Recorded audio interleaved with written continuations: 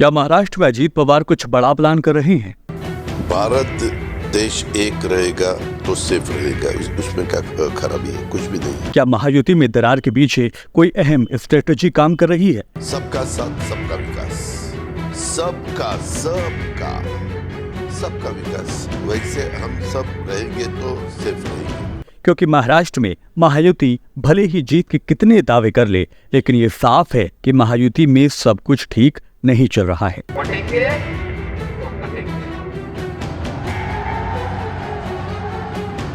आप देख रहे हैं ना, बांग्लादेश में देख रहे हो ना, तो वो गलतियां यहाँ नहीं होनी चाहिए। बीजेपी की कट्टर हिंदुत्व की सियासत पर महायुति का पेंच फंसता हुआ दिखाई दे रहा है। क्या बटेगा कटेगा, ये वर्ड यूज करने का महाराष्ट्र में तो कोई अर्थ है ही नहीं, सब मेरा खुद का कहना है। क्योंकि अजीत पवार ने कटेंगे तो बटेंगे के नारे से खुद को अलग कर लिया है और दो टूक कह दिया है कि इस तरह के नारे उत्तर प्रदेश और झारखंड में जरूर चल सकते हैं, लेकिन महाराष्ट्र में नहीं।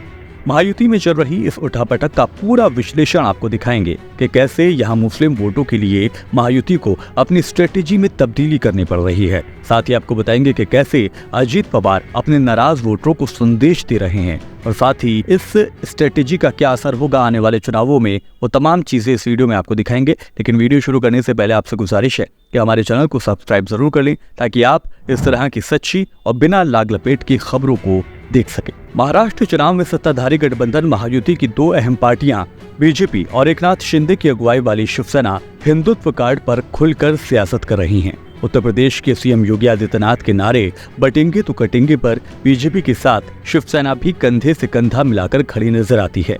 लेकिन महायुति के एक हिस्से यानी अजीत पवार की अगुवाई वाली राष्ट्रवादी कांग्रेस पार्टी इसकी मुखालफत में उतर आई है।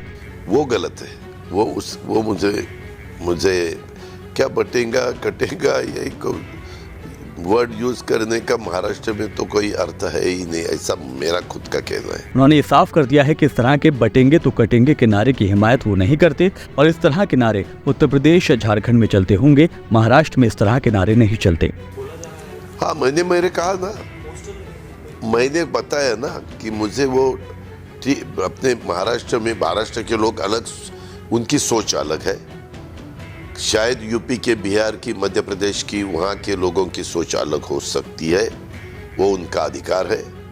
लेकिन महाराष्ट्र में ऐसा नहीं चलता। हमारे महाराष्ट्र में शिव शाहू फुले आंबेडकर की विचारधारा, शिव यानी छत्रपति शिवाजी महाराज, राजर्षि शाहू महाराज, महात्मा ज्योतिराव फुले और डॉक्टर बाबा साहेब आंबेडकर, इनकी विचारधारा चलती है। आप कैसे भी देखो। अजीत पवार ने बीजेपी और शिवसेना के उलट महाराष्ट्र चुनाव में सबका साथ सबका विकास का राग छेड़ दिया है। अजीत के स्टैंड के बाद अब महायुति में दरार के कयास लगाए जाना शुरू हो गया है।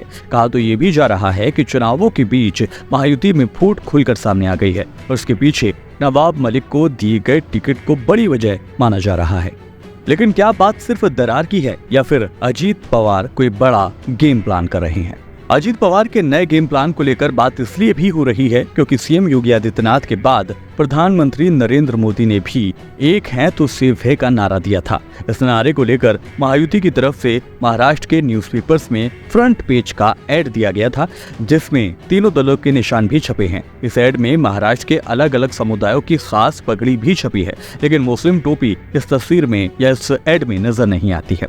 एक तरफ अजीत पवार तेवर भी दिखा रहे हैं और दूसरी तरफ एक है तो सेफ है के इस विज्ञापन में उनकी तस्वीर नजर आती है। अगर महाराष्ट्र चुनाव के इस माहौल से थोड़ा रिवाइंड करके 2024 के लोकसभा चुनाव का रुख करें तो चुनावों से ठीक पहले महाराष्ट्र के सियासी दलों में दल बदल का सिलसिला जबरदस्त तरीके से नजर आया था। विपक्षी महाविकास अघाड़ी, खासतौर पर कांग्रेस के कई लीडर अपनी पार्टी को छोड़कर महायुति के घटक दलों में शामिल हो रहे थे। मिलिंद देवड़ा, अशोक चौहान जैसे लीडरों ने शिवसेना और बीजेपी का रुख किया था। बाबा सिद्दीकी ने भी कांग्रेस को छोड़ दिया था, लेकिन वो इन दोनों पार्टियों को छोड़कर अजीत पवार की पार्टी में शामिल हुए थे। मुस्लिम नेता एमवीए छोड़कर महायुति में अगर शामिल होते हैं तो उनके लिए अजीत पवार की एनसीपी ही सेफ पार्टी मानी गई।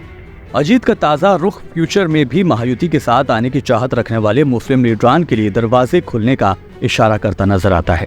वही शरद पवार से बगावत कर एनसीपी के नाम और निशान पर कब्जा करने के बाद से अजीत पवार लगातार ये दावा कर रहे हैं कि उनकी अगुवाई वाली पार्टी ही असली एनसीपी पार्टी है। अब असली का दावा है तो असली की तरह उन्हें खुद को दिखाना भी पड़ेगा, क्योंकि एनसीपी की इमेज कभी भी कट्टर मुस्लिम विरोधी पार्टी की नहीं रही है। अब परेशानी यह है कि अजीत पवार के दोनों गठबंधन सहयोगी मुखर होकर हिंदुत्व की राह पर खड़े हैं।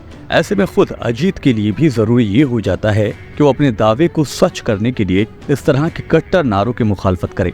लोकसभा चुनाव के नतीजों में अजीत की पार्टी एक ही सीट पर जीत हासिल कर सकी थी, तो उसके पीछे यही वजह बताई गई थी कि एनसीपी के वोटरों को उनका बीजेपी के साथ सुर से सुर मिलाना पसंद नहीं आया। वैसे अब चुनावों में बहुत ज्यादा वक्त बाकी नहीं है, लेकिन अजीत पवार के ये बोल महायुति के लिए फायदेमंद रहेंगे या अजीत पवार कुछ और प्लान कर रहे हैं, ये आने वाले दिनों में साफ हो जाएगा। फिलहाल मेरे साथ इस वीडियो में अभी के लिए इतना ही। दीजिए इजाजत, नमस्कार।